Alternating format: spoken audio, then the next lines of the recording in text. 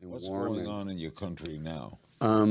It's basically, I think basically it's one of the most recent examples of how you can use democracy to dismantle democracy. That's basically, I mean, in a nutshell, what I think is going on. Democracy run wild?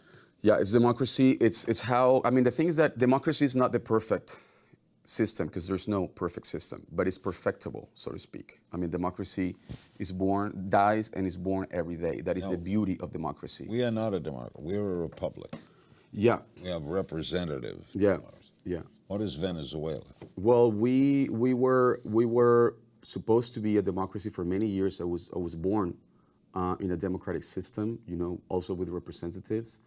And basically, when Chavez got in power, he started a process of dismantling democracy, of, you know, somehow kidnapping institutions step by step until we got to the place that we're now. I mean, right now it's basically a modern dictatorship, you know, where there's no guarantees for anything. There's no transparency.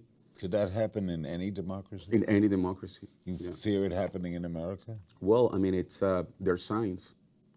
You know, when you start, and it starts with words. You know, it starts with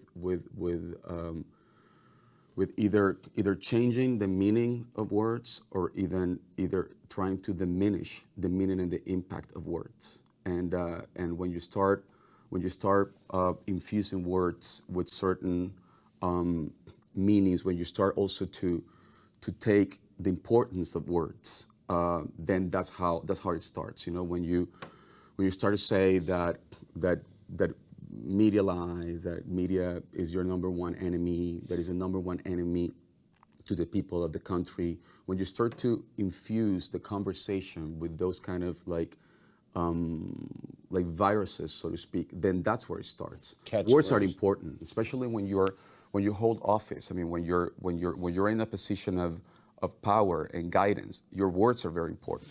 Catchphrases. Yeah, that's how it starts.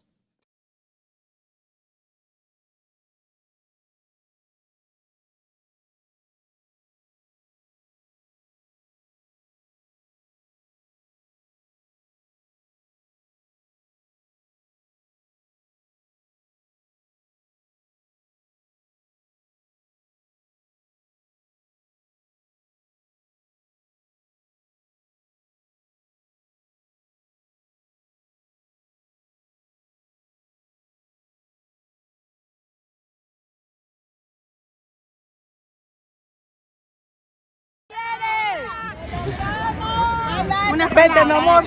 Ella, unas palabras. Vamos, para que llegue a Venezuela. Tenemos nuevo presidente. Así es, hermano, así es. Todo mi apoyo al presidente encargado de Venezuela, Juan Guaidó. Todo mi apoyo. Este es el principio.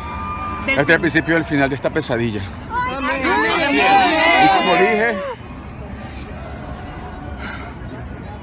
desde cada rincón de Venezuela y desde cada rincón en el mundo donde esté un venezolano,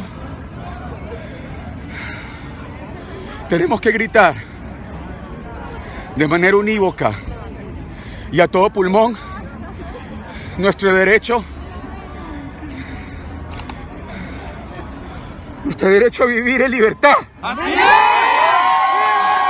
¡Libertad! ¡Libertad! ¡Libertad! ¡Libertad! ¡Libertad! ¡Libertad! ¡Libertad!